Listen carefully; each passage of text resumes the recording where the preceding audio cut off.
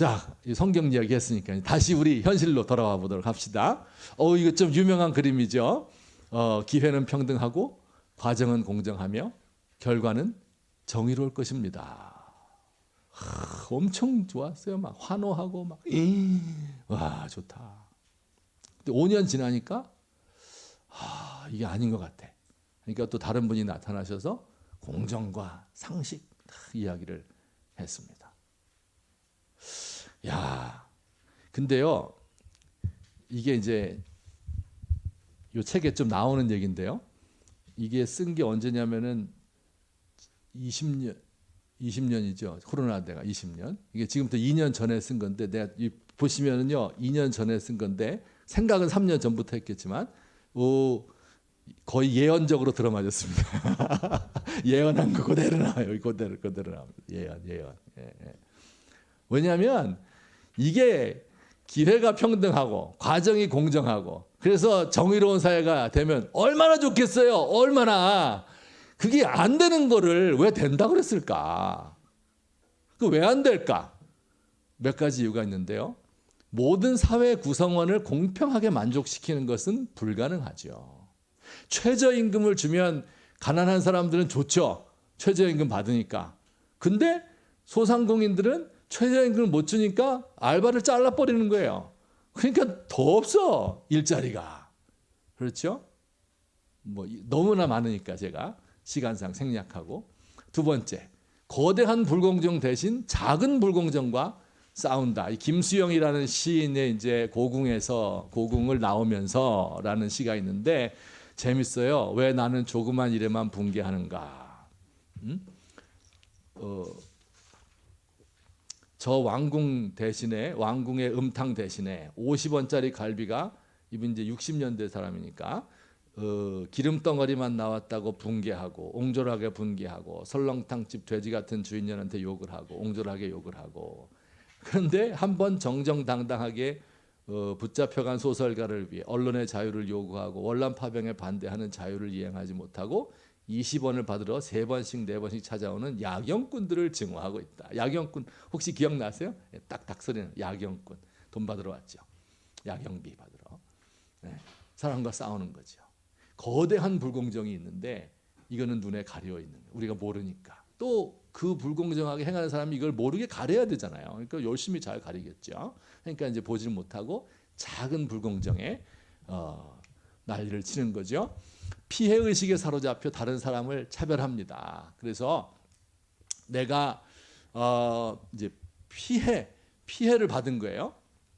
그러면 피해 의식이라는 게 있어요. 이거 뭐냐면 피해 받았다. 그래서 막 이 억울해서 못 사는 거죠.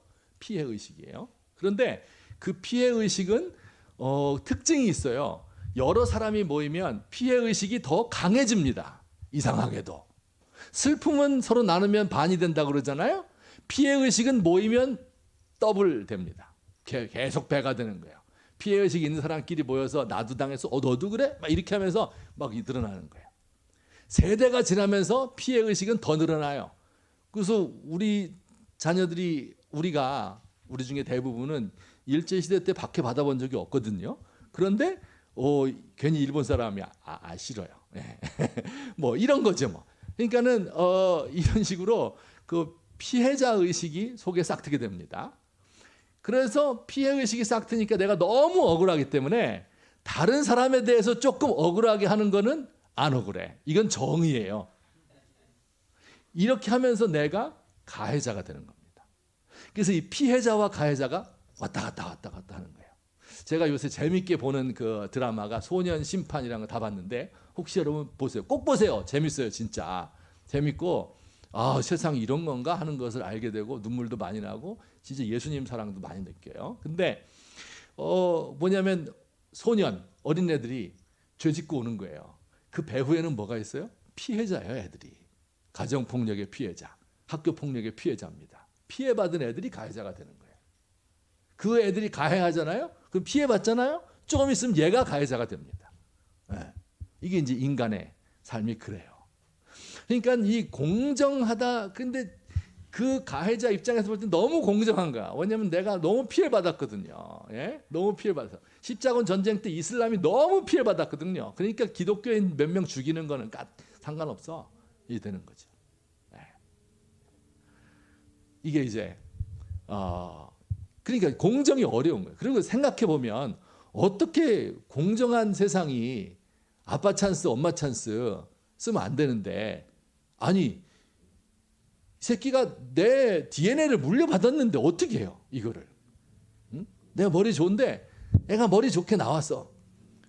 애가 엄마가 얼굴이 너무 예뻐가지고 애가 너무 예쁜 거야.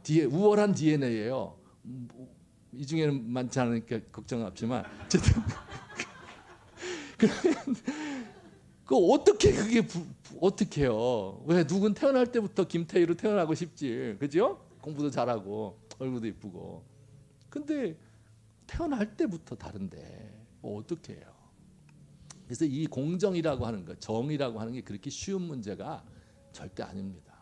근데 이것을 내가 한번 해결해 보겠다, 이렇게 한 게 되게 좋은 건데, 그런데 그게 쉬운 문제는 아니었고 실패가 예견돼 있었던 것이다 라고 생각할 수 있겠습니다.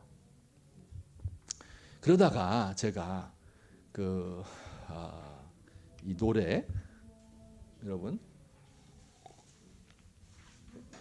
송명희 시인의 노래이죠. 그 이름이라는 그 옛날 성도계 분들은 많이 아실 거예요. 그 이름이라는 그 찬양집에 나온 대표곡입니다. 송명희, 이 작사 노래를 만든 분은 뇌성마비예요. 태어날 때 이렇게 뭐 잘못해가지고, 뇌성마비란 것은 정신은 온전한 거예요. 굉장히 똑똑해요. 근데 뇌에서 무언가 명령을 내리면 손발이 안 움직이는 거예요, 그대로. 그러니까 아주 더 힘든 거죠. 차라리 좀 이게 뇌가 이 정신이 부족하다 그러면은 남들 보기에 힘들어도 본인은 또 그냥 그런데, 이분은 이제 자기 너무 말짱한데 정신이, 근데 몸이 말을 안 듣는 거예요.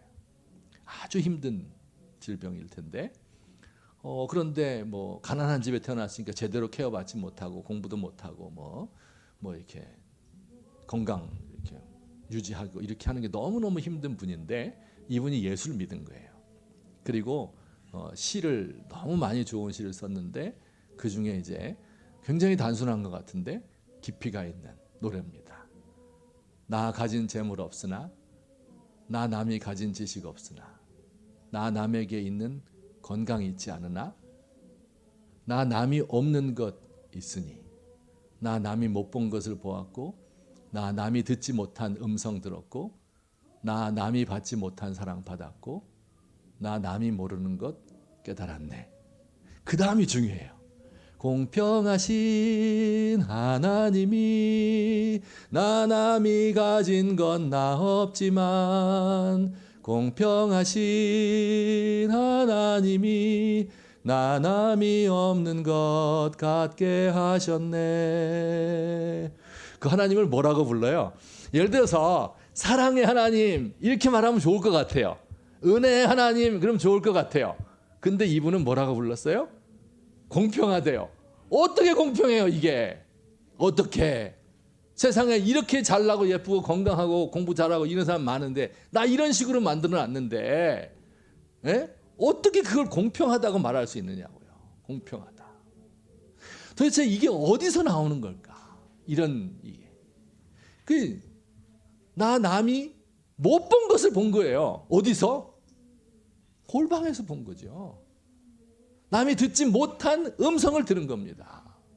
나 남이 받지 못한 사랑을 받은 거예요. 영적으로 하나님으로부터 만족을, 채움을 받은 겁니다. 여러분 여기에 답이 있는 거예요. 이런 사람들이 만족하니까, 공평하니까 여유가 있어요. 너그러워요. 나눠줄 수 있는 거예요. 그래서 그 사람이 사회를 정의롭게 만드는 겁니다. 정의를 위해 투쟁하는 사람이 아니고, 예, 억울하니까 막 출세하려고 막 바둥거리는 사람이 아니고, 우리 엄마 이렇게 못 살았는데 내가 진짜 호강시켜드려야지 막 이게 아니고, 나는 힘들었지만 자식들은 잘 살아야지 이게 아니고요. 남이 보지 못한 것을 보고, 남이 듣지 못한 것을 듣고, 남이 깨닫지 못한 것을 골방에서 하나님과의 만남에서 깨달은 그 사람, 이 사람이 너그러운 거예요. 정의감이. 정의. 내가 더 많이 가진 것 같아요. 어쩐지. 근데 가지고 있는 게 너무 부끄러운 거예요. 하나님이 나에게 주신 건데 왜 나만 가지고 있지? 이런 마음을 가지게 되는 거죠. 저는요, 하루도 안 빼놓고 북한을 위해서 기도합니다. 북한에 있는 형제들, 남한에 있는 우리들, 뭐가 달라요? 그들이 죄 더 많이 졌을까요? 내가 더 정말 성실하게 예수 잘 믿었을까요, 내가? 아니에요. 무슨 이유인지 몰라. 근데 너무 불공평해. 어떻게 하나님 그럴 수 있습니까? 나에게 주신 게 너무 많아요. 그래서 하나님, 북한에 하루빨리 해방을 주세요. 그들도 예수 믿을 수 있게 해주세요. 날마다 간구합니다. 뭐냐면 내가 가진 게 너무 많은 것 같은 느낌이 드는 거예요. 이것은 하나님과의 만남에서 오는 겁니다. 여러분, 대한민국의 기독교인들이, 우리가 지금 처음부터 제가 반성하자 그랬잖아요. 반성. 뭘 반성해요? 여러분 다 열심히 신앙생활 했잖아요. 근데 요걸 잃어버리지 않았을까? 왜냐하면 제가 잃어버렸으니까. 저도요, 기독교나 해서 이렇게까지 송명희 시인처럼 이런 영적인 체험은 없지만, 저도 하나님과의 만남이 있고 골방을 사모하고 거기서 늘 만족을 얻고 행복했었거든요. 어느 순간부터, 심지어 잘 살게 되면서, 심지어 제가 강사, 보따리 장사였을 때가 하나님과 관계가 더 깊고, 전임 교수가 돼가지고 막 어깨 힘주고 막 애들이 뭐 호령하고 이렇게 하면서 인간이 달라진 것 같아요. 인간 버린 것 같아요, 진짜. 참나. 그러니까 이게 하나님의 은혜는 어디 있는지 모르는 거예요, 진짜. 근데 그걸 우리가 조금 잘 살게 됐다 해가지고 그걸 잊어버린 것이 아닐까? 그러니까 어떻게 보면 진짜 희망은, 정말 여러분 중에서 고통받는 사람 있잖아요. 그분들에게 희망이 있지 않을까? 왜냐하면 할 수 없이 골방으로 기어 들어가야 되잖아요. 어디 뭐 딴 데 가서 하소연할 데 없으니까 그냥 기도원 가고 골방에 가고 막 교회 와서 저 뒷구석이 기둥 뒤에 앉아가지고 막 눈물 흘리고 어떻게 하면 좋습니까? 막 그때 하나님이 만나 주시고, 다윗이 그랬던 것처럼 여호와 하나님을 힘입고 용기를 얻게 되는 이런 체험. 이걸 통해서 그 마음이 한없이 넓어지고 너그러워지고, 그래서 아낌없이 나눠지고, 여기에서 정의가 있는 것이 아닐까. 아이고, 이걸 저기 안 하셔. 괜찮아요. 네. 그래서 우리나라만 그런 것이 아니고요. 그 미국 얘기 잠깐 해보면요. 미국도, 여러분, 미국이 이제 원래 그 되게 잘 사는 나라가 기독교 국가였었잖아요. 그러다가 그리고 이제 사회가 이렇게 발전하면서 좀 더 이렇게 진보적인 사람들이 정권 잡았어요. 이제 클린턴이라든지 뭐 또 누구였지? 하여튼 이런 진보적인 정권이 이제 잡으면서 공정한 교육의 기회를 줘야 된다. 사회적 약자를 우대하고, 뭐 정치적 올바름이란 뭐냐, 남녀 차별 뭐 이런 거 하지 말고, 복지제도를 확대하고, 되게 다 좋은 거잖아요. 다 좋게 해서. 이게 민주당 정부들은 대체로 이런 걸 좋아합니다. 그렇게 해서 와, 우리 또 당선되겠다 이렇게 생각했는데 갑자기 트럼프가 당선된 거예요. 그래가지고 엄청 이제 미국 사람들 중에서 이제 황당하게 생각을 많이 했었습니다. 그래서 그 중에 한 사람이 이제 마이클 샌델이라는 하버드 대학 교수예요. 그래서 이분이 책을 썼어요. 이걸 어떻게 설명을 하지? 라고 책을 쓴 것이 이제 공정하다는 착각이라는 책입니다. 그래서 이제 거기서 이제 제일 반대하는 게 능력주의라고 그래요. 능력주의. 능력주의란 건 뭐냐면 옛날에는 여기 이제 영어로 메리토크라시라고 그러는데 옛날에 아리스토크라시라는 건 뭐냐 귀족이에요. 귀족. 내가 귀족으로 태어났어. 그러면은 나 아무 능력도 없어도 귀족으로 태어났기 때문에 돈 많이 받고 신분이 높잖아요. 이런 사회가 있었잖아요. 그죠? 그런 사회가 불공평하다 해서 이걸 다 때려치고 메리토크라시, 능력주의의 사회를 만든 거예요. 미국이. 그런데 그렇게 만들고 보니까 능력 있는 사람들의 자녀들에게 그 능력을 더 주고 싶죠. 그러니까 계속해서 공부도 더 많이 시키고 인맥도 더 많이 쌓고 뭐 이렇게 하다 보니까 자녀들에게 이게 이제 세습이 되면서 자녀들도 능력 있는 사람으로 크는 거예요. 이렇게 몇 대가 지나가는 겁니다. 그러니까 이쪽에 아까 평등해요. 근데 평등한데 능력에 따라 달라지는 거예요. 능력 없는 사람은 계속 이제 능력 없는 애들을 키우고 이렇게 하다 보니까 이 사이가 많이 벌어졌는데 아까 귀족주의 사회에서는 내가 귀족으로 안 태어났는데 능력이 있는 사람이 있어요. 있죠? 그러면 어떻게 생각해요? 야, 내가 귀족으로 태어났으면 저거보다 100배는 안 돼. 이렇게 욕하면서 욕을라도 할 수 있었어요. 그런데 이 능력주의 사회에서는 욕도 못해. 왜냐하면 능력에 따라서 네가 능력 없으니까 서울대 못 간 거 아니야? 네가 능력 없으니까 그런 거 아니야? 이렇게 이야기를 하니까. 그래서 능력 없는데 누구인데 욕을 해야 되는데 욕도 못하고 능력도 없고 근데 복지 혜택은 받아요. 돈은 받아. 정부에서 나온 거. 근데 받긴 받아서 좋은데 이 인생이 이거 아닌 것 같아. 그렇죠? 그럼 복지 혜택 받아가지고 사는 거 좋습니까? 내가 돈 벌어서 내면 사는 게 좋지. 사회에 기여하는 게 하나도 없는 거예요. 그러니까 이제 이런 게 쌓였는데 여기다가 트럼프가 불을 확 당긴 거죠. 요게 이제 마이클 샌델의 이야기입니다. 근데 제가 다른 것보다도 이분이 이제 기독교인은 아니지만은 맨 마지막에 이렇게 이야기를 했어요. 그 능력주의를 극복하는 방법이 뭘까? 뭐 이런 거 저런 거 대안을 제시를 하죠. 그런데 맨 마지막에 요 신의 은총인지 거기 한번 읽어볼까요? 다 같이 시작. 신의 은총인지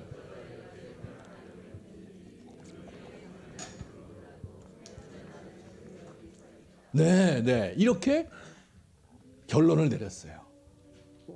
신의 은총인지 기독교인이라면 그렇게 말하겠지들 아니면 어쩌다 이렇게 태어난 때문인지 운명의 장난인지는 몰라도 덕분에 나는 지금까지 여기 서 있지 내 능력만 가지고 된 게 아니여. 이것을 모든 사람들이 특별히 능력 있는 사람들이 생각을 하게 되면 변하지 않을까 하는 게 이제 이분의 이야기예요. 그래서 제가 이 책을 다 끝나고 이제 딱 덮고 나서 가만히 생각을 하니까 메리토크라시 여기 빨간 거 쳐놨잖아요. 메리트란 말은요. 메리트 가끔 쓰죠. 메리트가 있어 이럴 때 쓰는 말이거든요. 능력 이런 표현이고요. 교회에서는 이 말을 공로라고 번역을 해요. 공로주의, 메리티즘, 공로주의 이렇게 말해요. 교회에서는 공로주의 하면 생각나는 게 뭐 있어요? 로마 카톨릭 사람들이 공로주의적으로 신앙생활을 했기 때문에 종교 개혁자들이 인간의 공로는 하나도 없고 모든 게 하나님의 은혜입니다 라고 고백하는 것이 진짜 신앙이다. 이게 종교 개혁이에요. 그 종교 개혁의 위에 서 있는 게 장로교입니다. 그렇죠? 우리 성도교회 장로교회 그래서 모든 장로교회 1번 교리가 하나님의 은혜 교리예요. 그래서 여러분 교회 와보면 교회 와서 목사님이 기도할 때나 설교할 때나 장로님 기도하실 때나 뭐 은혜란 말 무지하게 많이 쓰죠. 교회 오면 그렇죠?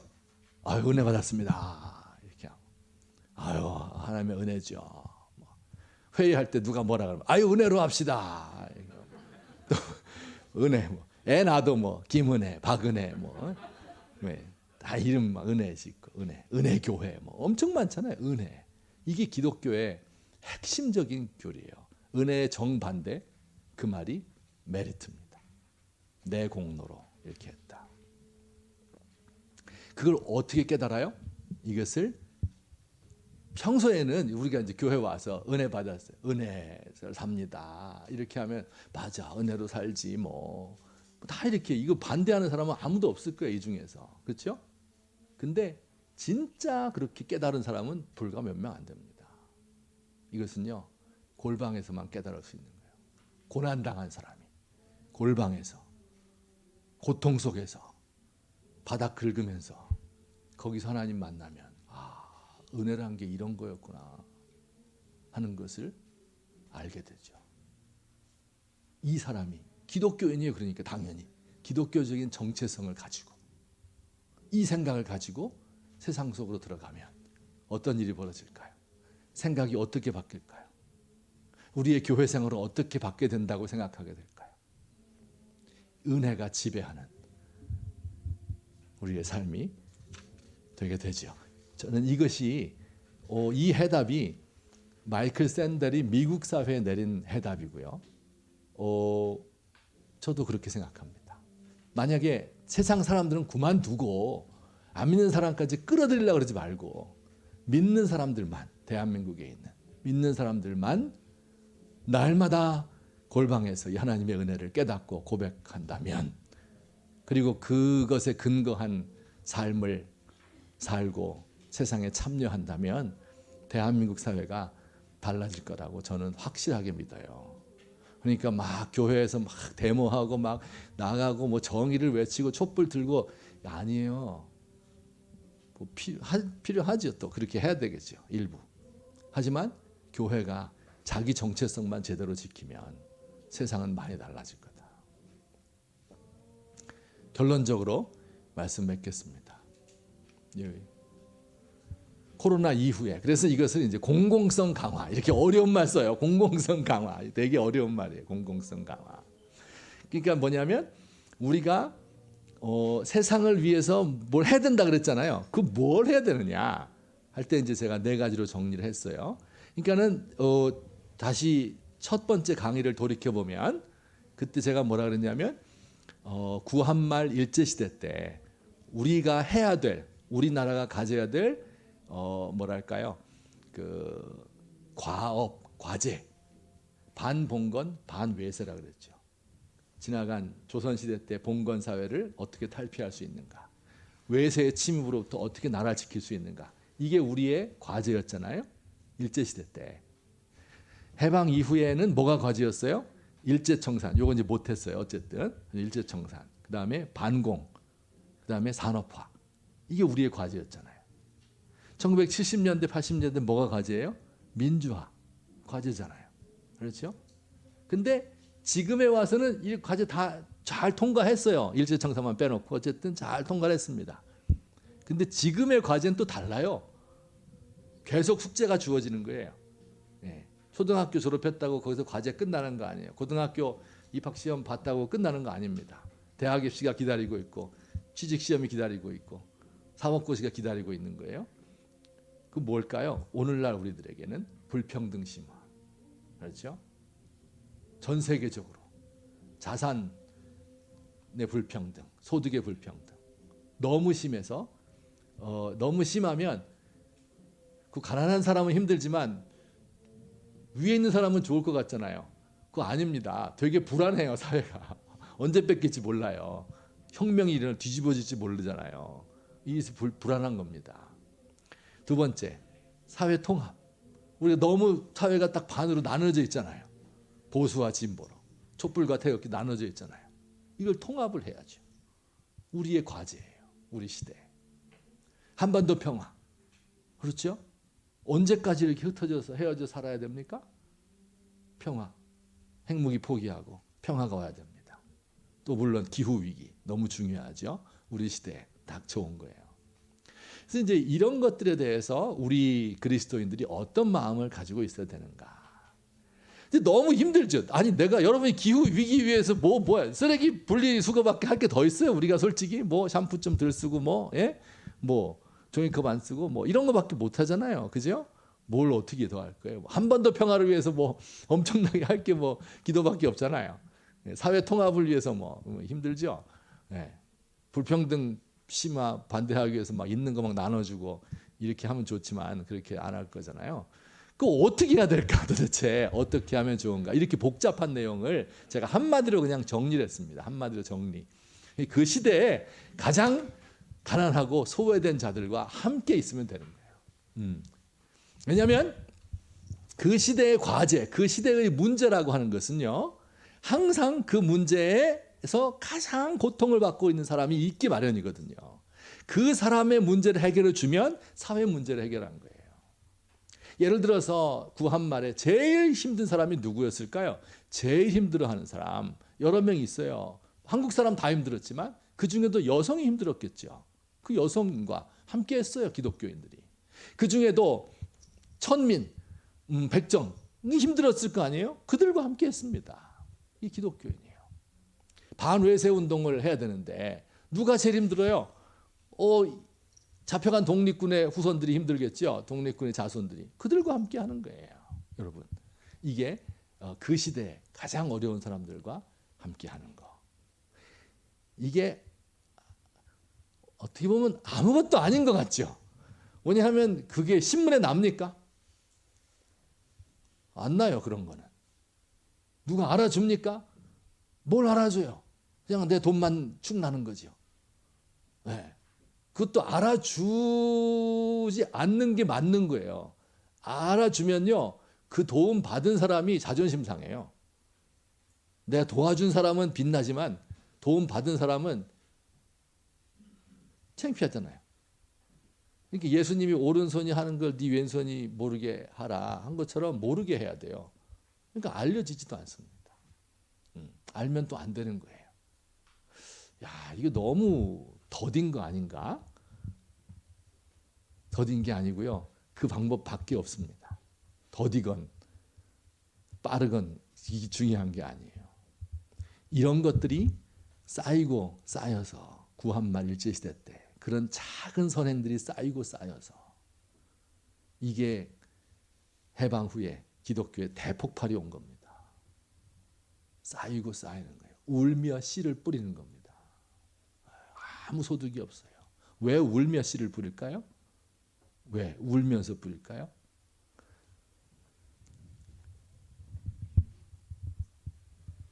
겨울에 2월달, 3월달 추운데 아직 곡식이 나질 않았는데 이미 내 곡식이 다 떨어진 거예요. 작년에 먹은 추수한 쌀이 다 떨어졌어요.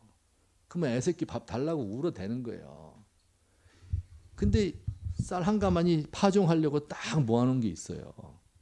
이거 쌀 깎아가지고 먹으면 좋겠죠. 애 울리지 말고. 근데 이거 먹어보면 어떻게 해요? 그러면 가을에 가면 100% 굶어 죽습니다. 그러니까 지금 산에 가서 소나무 껍데기를 먹더라도 울면서 씨를 뿌리는 거예요. 그래야 가을에 거둘 게 있거든요. 이게 바로 우리가 지금 해야 될 때입니다. 거둘 때가 아니에요. 지금은 뿌릴 때입니다. 그러니까 배고파요. 울 수밖에 없어요. 사회적으로 신뢰도 낮아 할 수 없어요. 그냥 보이지 않는 곳에서 낮은 자들과 함께 하는 겁니다. 우리 사회에서 제일 힘든 사람이 누군가 찾아보셔요. 여러분, 있습니다. 정말 힘든 사람 많습니다. 이런 분들과 함께 하는 거. 근데 그 마음이 야, 나는 잘 살고 얘는 못 사니까 내가 좀 도와줘야지.